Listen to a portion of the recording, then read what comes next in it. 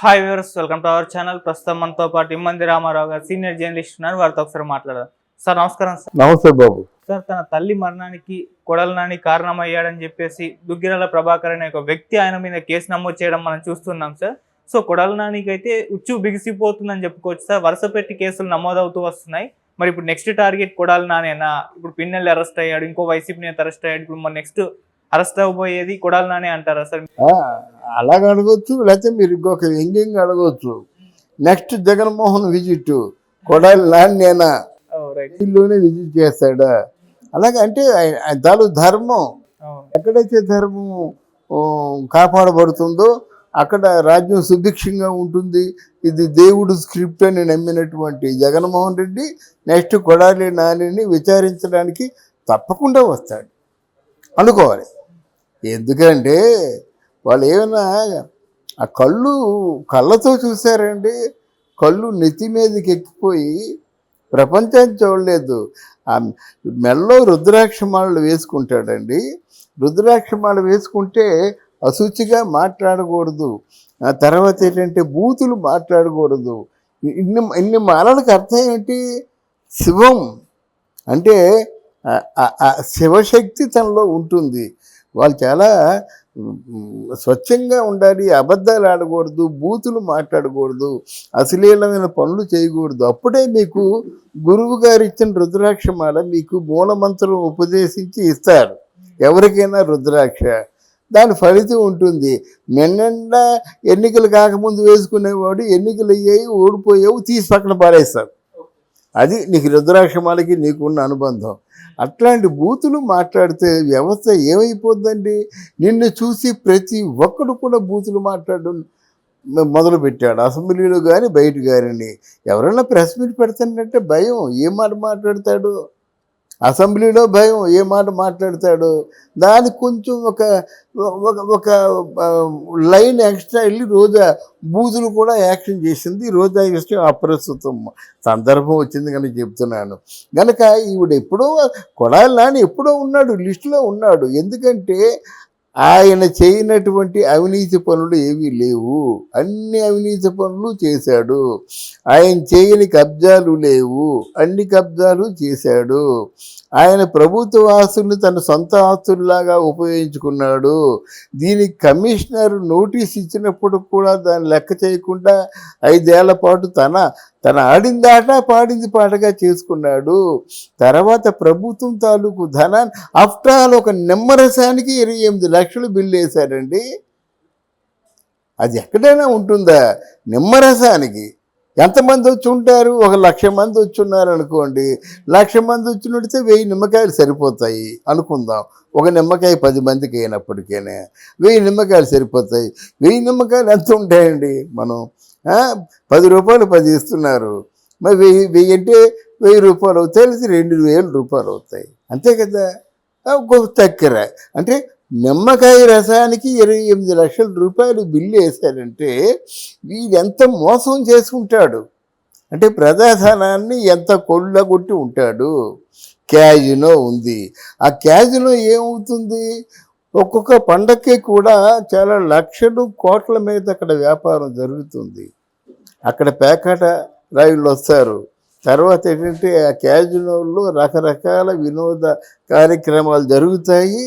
Casino is nothing but a smaller rave party. అది దాని మీద వచ్చే కోట్లాది రూపాయల ఆదాయం ప్రభుత్వానికి ఏమైనా ఇస్తున్నారు? ఆయన మున్సిపల్ కార్పొరేషన్ వాడుకున్నాడు. ప్రభుత్వానికి ఏమైనా అద్దె కట్టాడా? అద్దె కట్టలేదని మున్సిపల్ కమిషనర్ నోటీస్ పంపించాడు. దీనికి సమాధానం ఇచ్చాడా? కొన్ని ఏమిటయ్యా ప్రభుత్వ ఆస్తుల్ని నీ సొంత ఆస్తుల్లాగా ఉపయోగించుకుంటున్నామని చెప్పి సంబంధిత చీఫ్ మినిస్టర్ ఏమైనా సంజాయిషి అడిగాడా? ఇండి కేసులు ఉన్నప్పుడు ఇంకా ఆలోచిస్తున్నారు. ఖచ్చితంగా ఎవరికైనా చట్టం ఎప్పుడైతే స్ట్రిక్ట్గా ఉందో, చట్టం ఎప్పుడైతే నేరస్తుని కఠినంగా శిక్షిస్తుందో, అంటే ఆ శిక్షించే వాడి మీద ఖచ్చితంగా మనం చెప్పడం కాదు, కానీ ఆయన దారిలో వెళ్తున్న కొంతమంది ఉంటారు, వాళ్ళు బాగుపడతారన్నమాట. కొడాలి నాని వదిలేసి ఒక మర్డర్ చేస్తాడండి, తిరిగి వచ్చేస్తే ఈ రెండోవాడు కూడా తేలిక అనుకుంటాడు. వాడికి ఏదో వసతులు ఉన్నాయి కాబట్టి తేలిక కావచ్చు, కానీ రెండోవాడికి ఎందుకు తేలిక అవుతుంది? వాడు యావత్ జీవిత కారాగార శిక్షలో కూర్చుంటాడు. వాడి తేలికైంది, వీడి తేలిక కాదు కదా. కానీ సమాజాన్ని నువ్వు పొల్యూట్ చేస్తున్నావు, అది ఆలోచించుకోవాలి. ఆ దుగ్గిరాల ప్రభాకర్ అనే వ్యక్తి కేవలం కొడాలి నాని మూలంగానే తన తల్లి చనిపోయిందని చెప్పేసి తాజాగా కంప్లైంట్ ఇవ్వడం కూడా జరిగింది. ఇవి ఎలాగుంటాయంటే, ఎవరైనా ధైర్యం చేసి కంప్లైంట్ ఇస్తే దాని వెనకే 4 కంప్లైంట్లు వస్తాయి. ఇండివిజువల్గా ఏ ఒక్కరు కూడా కంప్లైంట్ ఇవ్వడానికి భయపడుతున్న వాళ్ళు, ఆయన మీద కేసులు 4 ఉన్నాయని తెలిస్తే ఆ పాత కేసులన్నీ బయటపడతాయి అన్నమాట. ఈ బయటపడిన పాత కేసులతో పాటు అసలు వీళ్ళు ప్రత్యర్థులుగా ఉన్నప్పుడు, అంటే అపోజిషన్ పార్టీలో తెలుగుదేశం పార్టీ జనసేన ఉన్నప్పుడు వాళ్ళు చేసిన అఘాయిత్యాల మీద ప్రతి ఒక్క దాని మీద కూడా విచారణ జరిపించాలి. ఆయన చేసిన అఘాయిత్యాల్లో పెద్ద అఘాయిత్యం ఏంటంటే క్యారెక్టర్ అసాసినేషన్.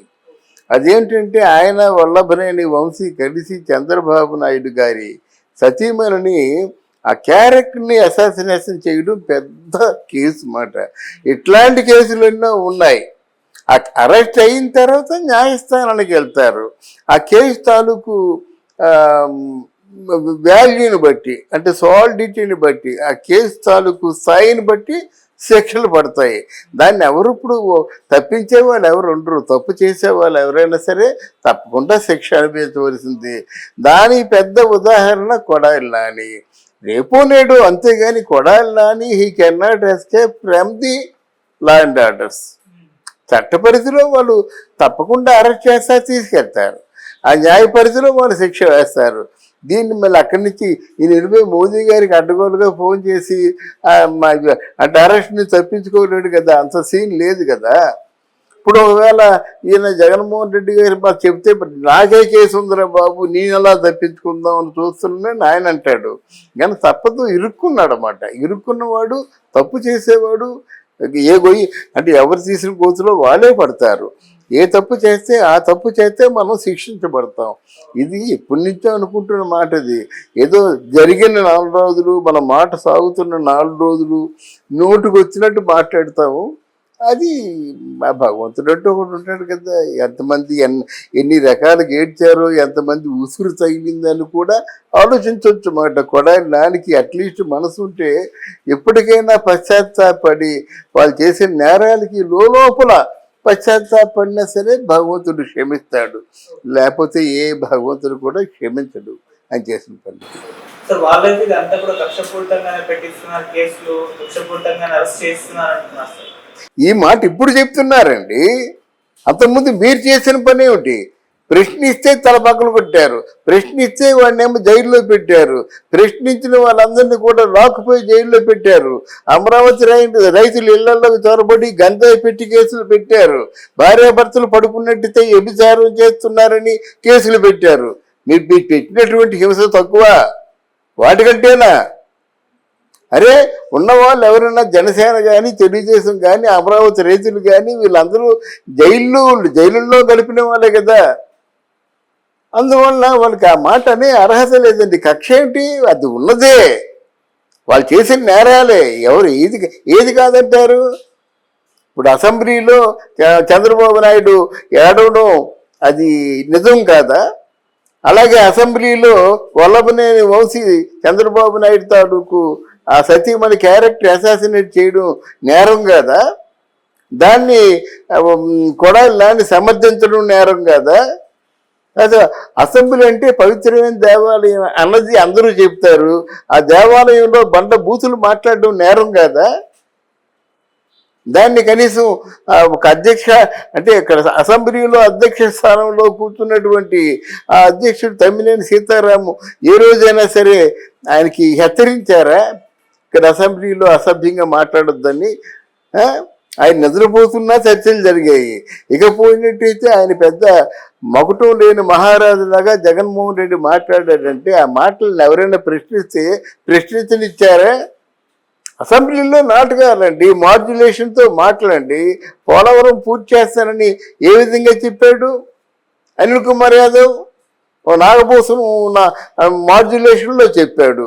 మరి ఇదే జగన్మోహన్ రెడ్డి ఏ విధంగా చెప్పాడు? పోలవరం డెఫినెట్గా 2022 కల్లా మీకు జూన్లో కల్లా కట్టేస్తా ఉన్నాడు. మరి మీరన్ని మాటలే కదా. మీరన్ని మాటలు మీకు తిరిగి వినిపిస్తే మీకు కోపం వస్తుందా?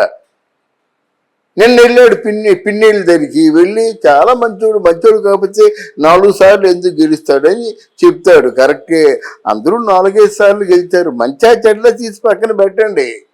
ఆయన మీద ఎన్ని కేసులు ఉన్నాయి, హత్యానేరాలు ఎన్ని ఉన్నాయి. వచ్చే ముందు కూడా ఎంతమందిని ఆయన హింస పెట్టాడు. ఇంకో విషయం అండి, ఇప్పుడు మంచోడు అన్నట్టయితే ప్రతి ఒక్కడు మంచోడేనండి. మరి కేసులు ఎందుకు పెడతాడు? ఏదో ఆదాయం ఉంటుంది కదా. మరి పిన్నెల్లి రామకృష్ణారెడ్డి ఎవరికి దొరకకుండా ఒక వారం రోజులు ఎందుకు తప్పించి తిరిగాడు? మంచోడు కదా, నిజాయితీపరుడు కదా. నిజాయితీపరుడు దాక్కోవలసిన అవసరం లేదు కదా.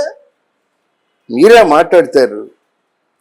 మీరు మాట్లాడవలసిన అవసరం ప్రస్తుతానికి లేదు. శిక్షలు అనిపించవలసిందే.